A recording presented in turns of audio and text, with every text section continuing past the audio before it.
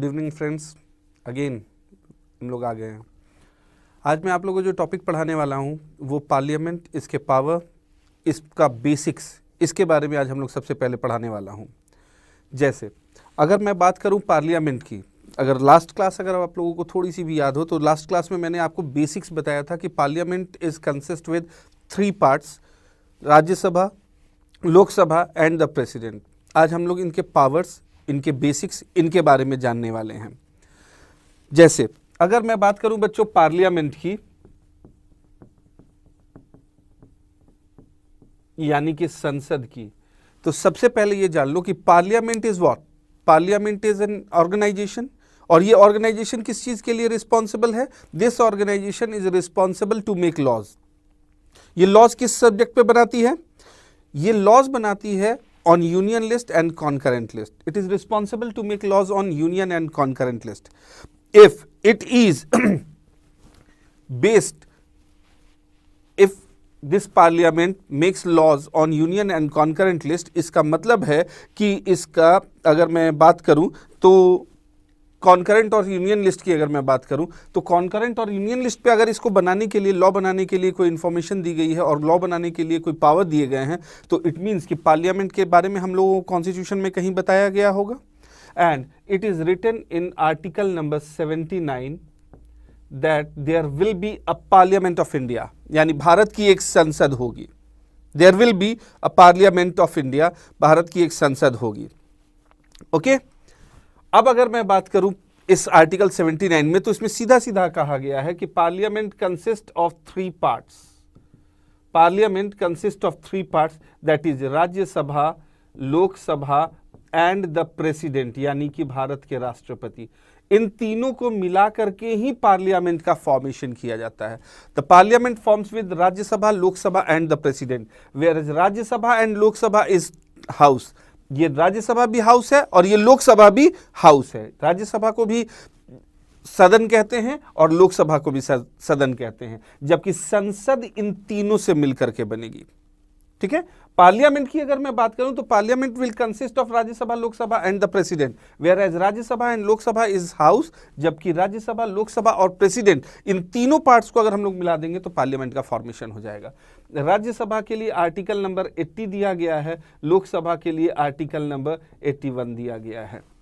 It means 79 for parliament, 80 for Rajya Sabha, 81 for Lok Sabha. अगर मैं बात करूं प्रेसिडेंट की, यस अगर मैं बात करूं प्रेसिडेंट की, तो प्रेसिडेंट के लिए बहुत सारे आर्टिकल्स दिए गए हैं। लाइक प्रेसिडेंट के बहुत सारे पावर है, चूंकि इंडिया में कोई भी वर्क होगा तो वो सारा work on the name of president होता है।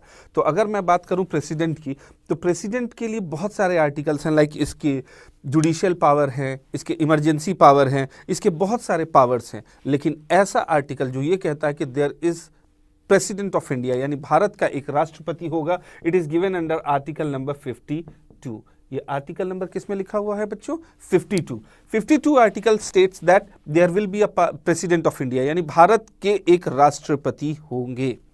ओके अब देखो बच्चे, अब अगर मैं बात करूं राज्यसभा एंड लोकसभा की, तो अगर पार्ट की बात होती है तो part consist of 3, whereas house, यानी कि सदन की बात होती है तो 2 सदन है, राज्यसभा और लोकसभा।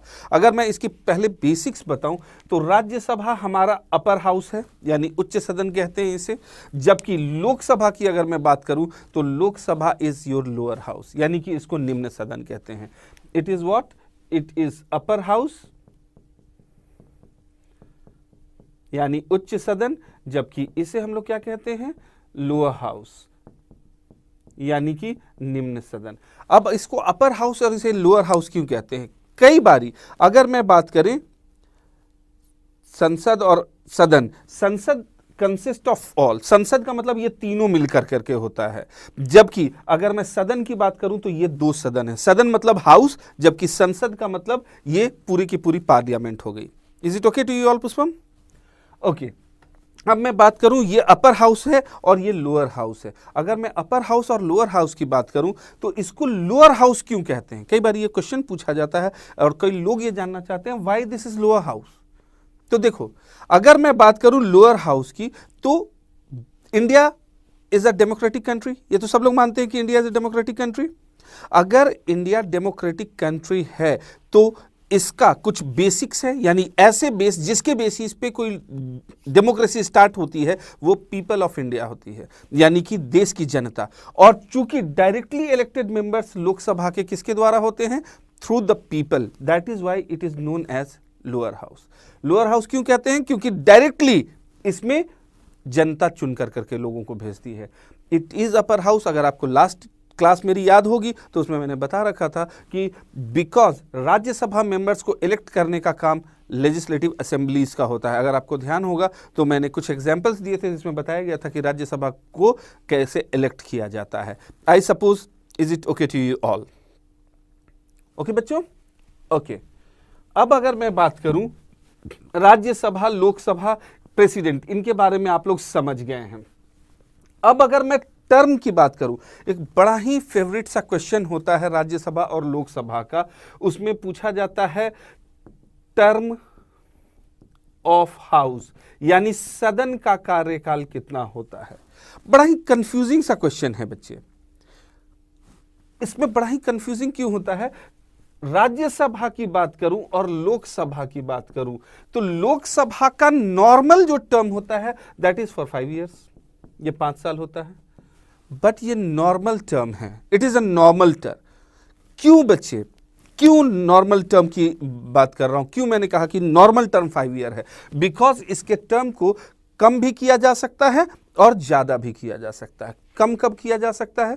अगर किसी भी पार्टी या अलायंस को 50% प्लस 1 सीट्स नहीं मिलेंगी तो उस समय क्या होगा? उस समय इस लोकसभा का टर्म पहले रिड्यूस कर दिया जाएगा। समझ में आ गया बेटे कि अगर लोकसभा में किसी भी गवर्नमेंट को अगर बहुमत नहीं होगी तो ये पहले भंग कर दी जाएगी, मिड टर्म इलेक्शन किया जाएगा। ठीक है बेटा? अब देखिए, अब अगर मैं बात करूं राज्यसभा की तो बच्चे अगर ये टर्म दिया जाए कि term of house of Rajya Sabha, तो कई बारी बच्चे बोलते हैं 6 इयर्स।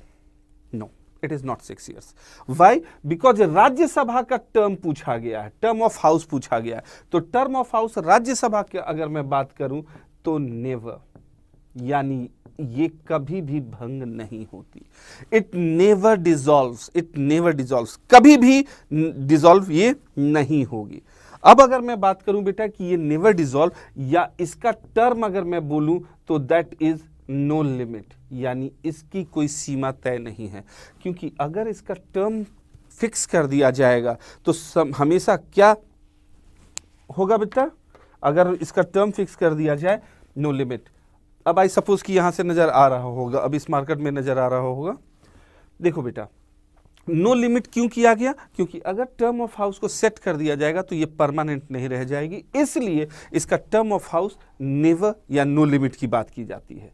अब अगर मैं बात करूं बेटा कि इसका टर्म, तो राज्यसभा की अगर मैं बात करता हूं तो जो इसके मेंबर्स होते हैं इनका टर्म फिक्स होता है, इसलिए मैं बात करूंगा तो कहूंगा टर्म ऑफ मेंबर्स। और टर्म ऑफ मेंबर्स अगर बात किया जाएगा तो राज्यसभा के मेंबर्स का टर्म जो फिक्स होता है दैट इज फॉर 6 इयर्स। ये 6 इयर्स फिक्स होगा। ये क्या चीज फिक्स होगा? द टर्म ऑफ मेंबर्स, यानी कि जो यहां राज्यसभा के सदस्य हैं उनका टर्म 6 इयर्स होता है। और उसमें एक कंडीशन लगाई जाती है। द कंडीशन इज कि जो 1/3 मेंबर्स होंगे रिटायर इन एवरी 2 इयर्स, यानी 1/3 मेंबर्स हर 2 साल में उसमें रिटायर हो रहे होंगे। 1/3 मेंबर्स को हर 2 साल में रिटायर होना होता है। क्लियर? कई बच्चों को इसमें क्लियर नहीं हुआ होगा। मैं एक सिंपल एग्जांपल लेता हूं। सपोज करो, मैंने बोला सपोज करने को, इसका मतलब ये मत बोलना कि सर आपने बताया था कि राज्यसभा में इतने मेंबर्स हैं। मैंने बोला है कि सपोज करना। सपोज करने का मतलब है कि let it be x type में। तो अगर मैं बात करूं राज्यसभा की, तो सपोज करो राज्यसभा में 300 सीट्स हैं, तो 1/3 की वैल्यू कितनी हो गई? 100। इस 1/3 की वैल्यू कितनी हो गई? 100। इस 1/3 की वैल्यू कितनी हो गई? 100। सपोज करो इन मेंबर्स को 100 मेंबर्स को जो चुना गया ईयर 2000 में इलेक्ट किया गया, तो ये कब तक के लिए इलेक्ट होंगे? 6 साल, क्योंकि इनका टर्म कितना है? 6 इयर्स। तो ये कब तक के लिए इलेक्ट किए जाएंगे? 2006। 2 साल बाद 2002 में इन 100 लोगों को चुना जाएगा। ये कब तक के लिए चुने जाएंगे? 2008। 2 साल बाद 2004 ये 100 लोगों को चुना जाएगा। They will be elected for 6 years. अब एक बार जब ये कंप्लीट हो गया कंपोजिशन, उसके बाद 2-2 साल का सारा इसमें रिसाइकिल होना शुरू होगा। जैसे 2004 के बाद 2 साल बाद, यानी आफ्टर 2 इयर्स 2006, अब ये सारे मेंबर्स रिटायर होंगे और इनके रिटायरमेंट के बाद बच्चों क्या होगा? फिर से इन पे इलेक्शन होगा। ये 6 साल के लिए चुने जाएंगे। ये कब तक के लिए चुने जाएंगे? 2012। अब अगर मैं बात करूं इनकी, तो ये 2 साल बाद फिर से इनको इलेक्ट किया जाएगा। ये कब तक के लिए चुने जाएंगे? 2014। फिर 2 साल बाद 2010 में ये जाएंगे, ये 2016। इसका मतलब है ये रिसाइक्लिंग मोड होगा, और इस रिसाइक्लिंग मोड पे राज्यसभा के जो 1/3 मेंबर्स हैं वो 1/3 मेंबर्स रिटायर होते रहेंगे, जबकि इनका टर्म जो पूछा जाएगा that term will be for 6 years. The term of Rajya Sabha member is for 6 years, जबकि 1/3 मेंबर्स हर 2 साल में रिटायर करते हैं। इसका मतलब आपको समझ में आ गया होगा। एक और चीज का ध्यान रखना, जैसे अगर ये पूछा जाए, जो नॉर्मल क्वेश्चन पूछा जाता है, वो नॉर्मल क्वेश्चन कभी भी ये नहीं पूछा जाता है कि the term of Rajya Sabha member. जो नॉर्मली अभी तक एसएससी में क्वेश्चन पूछा जाता है वो यही पूछा जाता है कि what is the term of Rajya Sabha. अगर राज्यसभा का टर्म पूछा गया है कि what is the term of Rajya Sabha, तो हमेशा ध्यान रखना the term of Rajya Sabha never, no limit, it can not dissolve, ये कभी भी डिजॉल्व नहीं होगी। उसका जो ऑप्शन होता है, नॉर्मल ऑप्शन में पहला ऑप्शन दिया जाता है 2 इयर्स। 2 इयर्स बच्चे यहां से कंफ्यूज होते हैं कि 2 साल हो सकता है। 5 इयर्स यहां से दिया जाता है। 6 इयर्स थर्ड ऑप्शन होता है, और फोर्थ ऑप्शन दिया जाता है none of these. Then the option will be none of these. Is it okay to you all? Okay.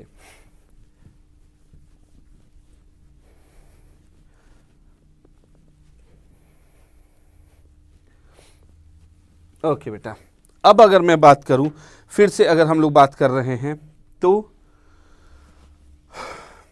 अब अगर मैं बात करूं पावर की, अभी थोड़ी देर पहले मैंने आपको एक वर्ड बताया था और एक चीज पूछा था कि parliament is responsible for what. बहुत सारे बच्चों के आंसर है parliament is responsible to make laws. Very good, बिल्कुल यही है। The parliament is responsible to make law and the organisation it is making law for what? Union and concurrent list, यानी संघ सूची और समवर्ती सूची पे कानून बना रही है। अब लॉ बनाने के लिए क्या होगा? लॉ बनाने के लिए ऐसा तो होगा नहीं कि लॉ बनाना है भाई तो एक काम करें, फटाफट एक काम करते हैं कि कोई बढ़िया सी हैंडराइटिंग वाले बंदे को बैठाते हैं, कोई चीज़ लिखवा देते हैं, बोलते हैं कि भाई आज से यही लॉ हो जाएगा। क्या ये वही लॉ होगा? नहीं। लॉ बनाने के लिए कुछ प्रोसीजर फॉलो करना पड़ेगा, और वो प्रोसीजर क्या फॉलो किया जाता है? अगर मैं बात करूं वो प्रोसीजर को फॉलो किया जाए, तो प्रोसीजर की बात करता हूं मैं, तो प्रोसीजर क्या फॉलो किया जाता है बेटा? प्रोसीजर ये फॉलो किया जाता है, सबसे पहले लॉ बनाने के लिए एक प्रपोजल तैयार किया जाता है, and the proposal which is responsible to make law is known as bill. इसी को हम लोग विधेयक भी कहते हैं। द बिल यानी जो विधेयक होता है, ये किस चीज के लिए होता है? It is proposal for law, यानी किसी भी चीज के लिए जो प्रपोजल तैयार किया जाता है that is known as bill. अब लॉ बनाने के लिए बेसिकली पहले 2 तरीके को यूज किया जाता है। कुछ लॉज ऐसे होंगे जिस लॉ को बनाने के लिए कॉन्स्टिट्यूशन में दिए गए जितने भी प्रोविजंस हैं उन प्रोविजंस को चेंज करना पड़े। अगर कोई ऐसा लॉ है जिसको बनाने के लिए कॉन्स्टिट्यूशन में दिए गए प्रोविजंस को चेंज किया जाए, उसको हम लोग कॉन्स्टिट्यूशन अमेंडमेंट बिल यानी कि संविधान संशोधन विधेयक कहते हैं। This is what Constitution Amendment Bill. This Constitution Amendment Bill is for what? It is a proposal which is responsible to make law, but this law will be made only by changing provisions of parliament, provisions of constitution, and it is under article number 368 और यही article number 368 के through दिया जाता है. It means article 368 is for what? Article 368 is for constitution amendment. ये एक ऐसा proposal होगा जिसके लिए अगर लॉ बनाना होगा तो उसमें कॉन्स्टिट्यूशन को पूरी तरीके से चेंज करना पड़ रहा हो, कॉन्स्टिट्यूशन के किसी प्रोविजन को चेंज करना पड़े. उसी तरह कुछ लॉज ऐसे होंगे जिसको बनाने के लिए कॉन्स्टिट्यूशन में चेंज करने की जरूरत नहीं पड़े, वो सिंपल एक प्रपोजल होगा. उसी सिंपल प्रपोजल को हम लोग क्या कहते हैं? Ordinary bill. इसको हम लोग कहते हैं साधारण विधेयक. और ये जो ऑर्डिनरी बिल होता है ये आर्टिकल नंबर 111 के थ्रू लाया जाता है. It is under article 111. Article 111 के अंतर्गत जो भी लॉ लाया जाएगा, जो भी लॉ बनाने के लिए प्रपोजल लाया जाएगा, उसके लिए कॉन्स्टिट्यूशन को चेंज करने की जरूरत नहीं पड़ेगी. उसमें कॉन्स्टिट्यूशन का कोई भी पार्ट चेंज नहीं हो रहा होगा. I suppose both provisions are clear to you all. इसका मतलब लॉ बनाने के लिए या तो कॉन्स्टिट्यूशन अमेंडमेंट बिल लाया जा सकता है जिसको आर्टिकल 368 के थ्रू लाया जा सकता है, या ऑर्डिनरी बिल लाया जा सकता है जो आर्टिकल नंबर 111 के थ्रू लाया जाएगा. Is it okay to you all? Okay बच्चों, अब अगर मैं बात करूं तो बेटा एक चीज बताया जाए, एक चीज मैं आप लोगों को बताऊं. अगर इनके पावर्स की बात करूं कि पावर्स क्या हैं लोकसभा के और पावर्स क्या हैं राज्यसभा के, तो देखो इनके पावर को हम लोग 4 पॉइंट्स में डिस्कस कर सकते हैं. पहला पॉइंट ये हो सकता है कि कुछ ऐसे लॉज होंगे जिसको बनाने के लिए लोकसभा को ज़्यादा पावर होगा, कुछ ऐसे प्रोविजंस होंगे जिसके लिए पावर ज़्यादा किसके पास होगी? राज्यसभा के पास. कुछ ऐसे प्रोविजंस होंगे जिनके लिए दोनों के पास इक्वल पावर होगा. और अगर कुछ प्रपोजल्स ऐसे हैं कि अगर इन दोनों के बीच में आपस में कोई कॉन्फ्लिक्ट होता है तो उस कॉन्फ्लिक्ट को दूर कैसे किया जाए, उस कॉन्फ्लिक्ट को दूर करने के लिए क्या किया जाए, तो ये 4 पावर्स को हम लोग डिस्कस करेंगे. अब अगर मैं सबसे पहले बात करता हूं आर्टिकल नंबर 368 यानी कि कॉन्स्टिट्यूशन अमेंडमेंट. अगर कॉन्स्टिट्यूशन अमेंडमेंट की बात करूं यानी कि संविधान संशोधन की, तो कॉन्स्टिट्यूशन अमेंडमेंट बेसिकली क्या है बेटा? कॉन्स्टिट्यूशन अमेंडमेंट एक ऐसा बिल है जिस बिल में लोकसभा एंड राज्यसभा बोथ को इक्वल पावर है, यानी लोकसभा को भी उतना ही पावर है जितना राज्यसभा को पावर है.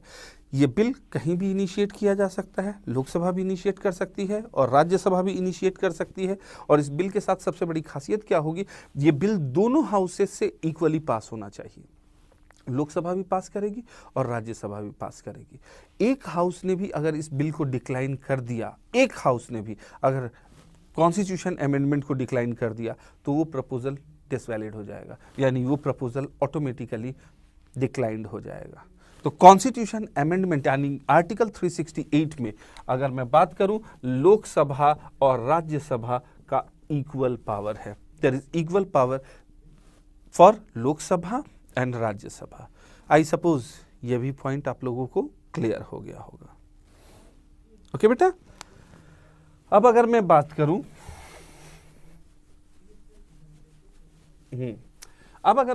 बेटा कि ऑर्डिनरी बिल का केस है, तो ऑर्डिनरी बिल के केस में क्या होता है? ऑर्डिनरी बिल आपको मालूम है, ऑर्डिनरी बिल के लिए आर्टिकल नंबर कौन सा दिया गया है? 111.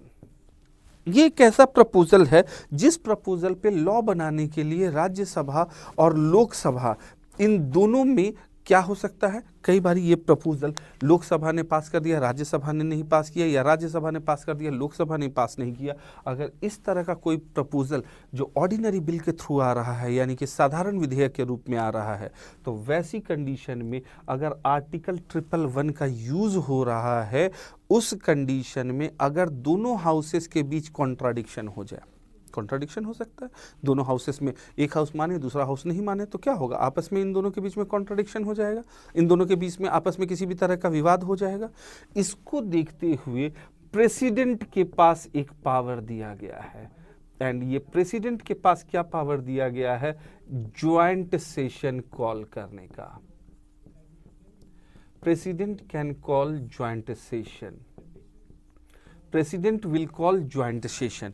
ये जो ज्वाइंट सेशन होता है इसको हम लोग संयुक्त अधिवेशन कहते हैं। And this joint session will be called by the president. ये पावर सिर्फ और सिर्फ प्रेसिडेंट के पास है। President can call joint session, और ज्वाइंट सेशन में लोकसभा एंड राज्यसभा ये दोनों एक साथ मीटिंग करेंगे। राज्यसभा को भी बैठा दिया जाएगा और लोकसभा को भी बैठा दिया जाएगा, और दोनों ज्वाइंट सेशन कर रहे होंगे, यानी दोनों उस सत्र को ढंग से संबोधित कर रहे होंगे। और अगर मैं लोकसभा एंड राज्यसभा की बात करूं तो इस ज्वाइंट पार्लियामेंट्री सेशन में कॉल अगर किया जाता है तो वो वाया प्रेसिडेंट। इस ज्वाइंट सेशन को कॉल कौन करेगा? प्रेसिडेंट। बट अगर मैं बात करूं इसको हेड कौन करेगा? हेडेड बाय, तो headed by speaker of Lok Sabha. उसको हेड कौन कर रहा होगा? Speaker of Lok Sabha. Called by the president but headed by the speaker of Lok Sabha. यह ध्यान रखना, हमेशा स्पीकर ऑफ लोकसभा इसको हेड करेगा। क्वेश्चन यही पूछा जाता है, the joint parliamentary session is headed by whom? Then the joint parliamentary session will be headed by Speaker of Lok Sabha, although it was called by the President. ये point समझ में आ गया होगा। ये केस कब होता है? जब आर्टिकल 111 का यूज होता है, यानी कि ऑर्डिनरी बिल। कभी भी ऑर्डिनरी बिल में ही ज्वाइंट सेशन को बुलाया जा सकेगा। किसी भी कंडीशन में जो कॉन्स्टिट्यूशन अमेंडमेंट बिल है, यानी संविधान संशोधन विधेयक, उस कॉन्स्टिट्यूशन अमेंडमेंट बिल में इसको नहीं बुलाया जाएगा। कॉन्स्टिट्यूशन अमेंडमेंट बिल हमेशा दोनों इक्वल के पास में, दोनों इक्वली पास किए जाएंगे। जबकि अगर मैं बात करूं ऑर्डिनरी बिल की, तो वो ऑर्डिनरी बिल में प्रेसिडेंट कॉल कर सकता है joint session in case of conflict between two houses, सदन के बीच में। अब एक क्वेश्चन और पूछा जाता है कि क्या कभी भी इस ज्वाइंट सेशन को बुलाया गया है? तो इस ज्वाइंट सेशन को 3 बार बुलाया गया है। It has called for 3 times. First जो बुलाया गया था ज्वाइंट सेशन को, वो डाउरी एक्ट के लिए बुलाया गया था, जिसको हम लोग दहेज कानून बोलते हैं, फॉर डॉरी एक्ट। जो दूसरा बुलाया गया था, that is for bank reform, यानी कि बैंकिंग में सुधार के लिए। और थर्ड जो बुलाया गया था, that is for POTA, prevention of terrorism act. इस पोटा के बारे में मैं आप लोगों को तब बताऊंगा जब मैं आप लोगों को फंडामेंटल राइट्स पढ़ाऊंगा। फंडामेंटल राइट्स मेरा पूरा का पूरा टॉपिक होगा, जिस फंडामेंटल राइट में मैं आप लोगों को सारी चीज़ें समझाऊंगा। इस फंडामेंटल राइट की अगर मैं बात करूं बेटा, तो इस फंडामेंटल राइट में मैं पोटा को बिल्कुल पूरी तरीके से आपको क्लियर करूंगा कि पोटा क्या होता है। Is it okay to you all? ठीक है, यानी कि 368 की कंडीशन में दोनों हाउसेस के पास इक्वल राइट। अगर ये केस हो रहा था ऑर्डिनरी बिल का, तो इस कंडीशन में क्या हो रहा था? ऑर्डिनरी बिल के मामले में हमेशा राइट किसको ज़्यादा दिया जा रहा था? ऑर्डिनरी बिल के मामले में जो राइट था वो दोनों के पास ऐसा है कि अगर कॉन्फ्लिक्ट हो जाएगा तो इन दोनों को एक साथ बैठा दिया जाएगा कि आप अपने कॉन्फ्लिक्ट को दूर कीजिए। वो बुलाएगा प्रेसिडेंट, लेकिन हेड करेगा speaker of Lok Sabha. I suppose, is it okay to you all? Okay dear, अब मैं बात करूं पार्लियामेंट के, अगर मैं बात करूं पार्लियामेंट के पावर्स की, यानी दोनों हाउसेस के डिफरेंट अलग अलग जो सदन हैं, लोकसभा एंड राज्यसभा, इन दोनों का अपना अपना एक्सक्लूसिव पावर क्या है? What are there exclusive power? इन दोनों का एक्सक्लूसिव पावर क्या है? अब अगर मैं इन दोनों के एक्सक्लूसिव की बात करूं तो लोकसभा के पास में ऐसे बिल्स का ज्यादा पावर है जो नॉर्मली फाइनेंस से रिलेटेड हो। जैसे मैं बात करूं आपको मनी बिल,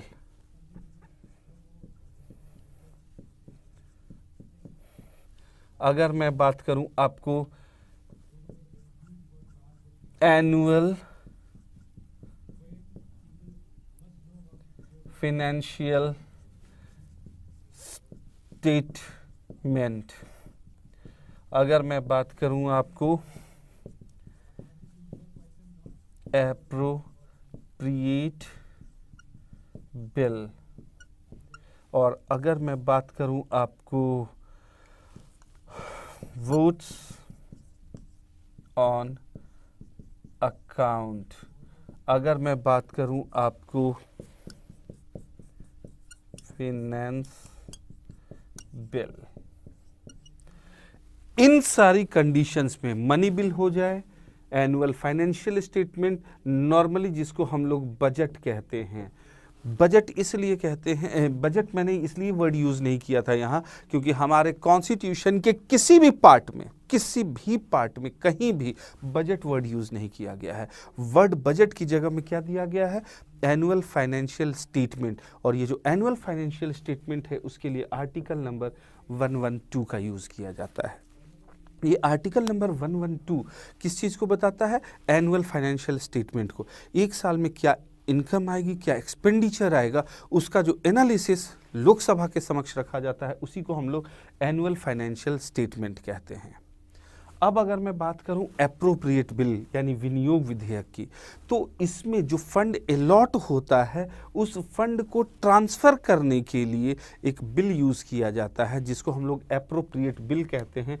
हिंदी में इस बिल को हम लोग विनियोग विधेयक कहते हैं। ये एप्रोप्रिएट बिल यानी विनियोग विधेयक क्या है? ये एक ऐसा प्रपोजल है, ये एक ऐसा बिल है जो इसमें अलॉट जितने भी फंड अलॉट हैं उस फंड को ट्रांसफ़र करने के लिए यूज़ किया जाता है।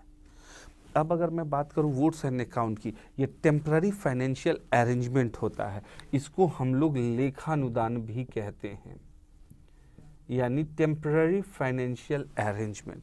ये टेम्पररी फाइनेंशियल अरेंजमेंट किया जाता है जो कि टेम्पररीली किसको दे दिया जाता है? गवर्नमेंट को, कि जब तक पूरे के पूरे फंड इसके पास नहीं आते हैं तब तक टेम्पररीली किसी भी फंड को यूज़ करे ताकि गवर्नमेंट के सारे खर्चे चलाए जा सके। इसको ही हम लोग वोट ऑन अकाउंट कहते हैं। अब अगर मैं मनी बिल और फाइनेंस बिल की बात करूं, देखो बच्चों, मनी बिल और फाइनेंस बिल के बारे में एक चीज़ जान लो, दोनों किससे रिलेटेड हैं? मनी बिल और फाइनेंस बिल दोनों फाइनेंस से रिलेटेड प्रपोजल हैं। It is financial proposal, it is also a financial proposal, but in दोनों में मेन डिफरेंस क्या है? Money bill is associated with tax. अगर कोई चीज़ टैक्स से रिलेटेड हो, या तो टैक्स लगाया जा रहा हो, टैक्स कम किया जा रहा हो, किसी भी चीज़ को टैक्स से एसोसिएट किया जा रहा हो, उस तरह का कोई भी प्रपोजल होगा, that proposal will be your money bill. लेकिन अगर कोई प्रपोजल ऐसा हो जो फाइनेंशियल प्रपोजल हो लेकिन उसमें टैक्स नहीं हो, अदर देन टैक्स भी बहुत सारे फाइनेंशियल प्रपोजल्स होते हैं, अदर देन टैक्स अगर कोई फाइनेंशियल प्रपोजल होगा, that proposal will be your finance bill. इन दोनों बिल में डिफरेंस क्या होता है? अगर मनी बिल राज्यसभा के पास भेजा जाएगा तो राज्यसभा के पास इस मनी बिल के लिए कुछ कंडीशंस होंगे। पहला कंडीशन क्या होगा? लोकसभा ने उस बिल को पास कर दिया, राज्यसभा भी पास कर दे। अगर लोकसभा और राज्यसभा दोनों ने पास कर दिया तो इस कंडीशन में क्या होगा? Money bill pass. दूसरी कंडीशन क्या हो सकती है? दूसरी कंडीशन ये हो सकती है कि लोकसभा ने तो उस बिल को पास कर दिया लेकिन राज्यसभा उस पर कोई रिस्पॉन्स नहीं दे रही है। अगर राज्यसभा ने कोई रिस्पॉन्स नहीं दिया तो 14 डेज का वेट किया जाएगा, and after 14 days it will be considered as passed. 14 दिन के बाद मान लिया जाएगा कि ये मनी बिल राज्यसभा ने भी पास कर दिया है। तीसरी कंडीशन, ये कंडीशन हो सकती है कि राज्यसभा कोई अमेंडमेंट प्रपोज करे कि जी आप अगर इसको मान लेंगे तो we will pass this bill. उस अमेंडमेंट को, प्रपोजल को मानना या नहीं मानना, दैट इज ऑन लोकसभा। अगर लोकसभा ने उस प्रपोजल को एक्सेप्ट कर लिया then it will be passed, अगर उस प्रपोजल को एक्सेप्ट नहीं किया then also it will be passed. अब चौथी कंडीशन क्या हो सकती है? एक worst condition, Rajya Sabha rejects the proposal. अगर राज्यसभा ने उस प्रपोजल को रिजेक्ट कर दिया, if Rajya Sabha rejects that proposal it will be considered as passed. अगर मनी बिल है और राज्यसभा ने रिजेक्ट कर दिया तो माना जाएगा कि राज्यसभा ने उस बिल को पास कर दिया है। It means in any condition money bill will be passed. इसमें हमेशा पावर किसके पास दिया जाता है? लोकसभा। कई बच्चे ये पूछते हैं कि सर लोकसभा को इसमें पावर क्यों दिया गया है? तो देखो बच्चों, Lok Sabha directly elected by the people of India है। हम लोगों ने सीधा अपने रिप्रेजेंटेटिव्स को कहां रिप्रेजेंट करने के लिए भेजा है? लोकसभा। तो ऑब्वियस सी बात है कि फाइनेंस रिलेटेड किसी भी चीज पे उनको हम लोगों को ज्यादा पावर देना पड़ेगा। इसलिए मनी बिल के केस में हमेशा मेजर जो पावर दिया जाता है, that power is given to Lok Sabha, हमेशा। जैसे अगर सपोज करो, चाहे कितना भी आपका कोई अच्छा सा फ्रेंड हो, कितनी भी कुछ हो, आपके घर में सारी चीज़ों को आपको हेल्प आउट करे, लेकिन अगर आप कोई भी काम घर का नहीं करते हो, लेकिन अगर आपके घर में किसी भी तरह के फंड को निकालना होगा तो अलमारी की चाबी आप ही को दी जाएगी, आपके किसी भी फ्रेंड को नहीं दी जाएगी, चाहे वो कितना भी अच्छा काम कर रहा हो। तो इसलिए मनी बिल में हमेशा पावर किसके पास दिया गया है? लोकसभा, राज्यसभा के पास नहीं। अगर मैं फाइनेंस बिल की बात करूं तो इसमें फाइनेंशियल प्रपोजल होता है, बट ये टैक्स से एसोसिएटेड नहीं होता। इसलिए फाइनेंस बिल को क्या कहा जाता है? कहा जाता है, ये एक बड़ी अच्छी सेइंग है कि all money will be finance bill, but all finance will not bill be a money bill. यानी कि सभी जो धन विधेयक हैं वो वित्त विधेयक होते हैं, मगर सभी वित्त विधेयक धन विधेयक नहीं होते हैं। वही वित्त विधेयक धन विधेयक बनेगा, वही फाइनेंस बिल मनी बिल बनेगा जो टैक्स से एसोसिएटेड हो। और इसको फाइनली डिसाइड कौन करता है? लोकसभा का स्पीकर। स्पीकर ऑफ लोकसभा इसको डिसाइड करेगा, स्पीकर ऑफ लोकसभा इसके बारे में बताएगा। Is it okay to you all? अगर ये पॉइंट समझ में आ गया हो तो मैं अब एक छोटी सी चीज बताऊं कि राज्यसभा को हमने क्या पावर दिया है। तो देखो बच्चों, राज्यसभा को बेसिकली हमने 3 स्पेशल पावर दिए हैं। पहला जो पावर दिया है वो दिया है removal of vice president proposal will be initiated in Rajya Sabha first. यानी कि राज्यसभा में फर्स्ट प्रपोजल लाया जाएगा। किस चीज को? Removal of vice president. ये रिमूवल के लिए जो प्रपोजल होगा, ये प्रपोजल यानी कि जो प्रस्ताव होगा, वो प्रपोजल हमेशा कहां लाया जाएगा? राज्यसभा। इसके लिए आर्टिकल नंबर 67 दिया गया है। The proposal of removal of vice president can be initiated in Rajya Sabha first. अगर मैं बात करूं इनके दूसरे राइट का, कि इनको दूसरा राइट क्या दिया गया है, तो दूसरा राइट दिया गया है ऑल इंडिया सर्विसेज को फॉर्म करना।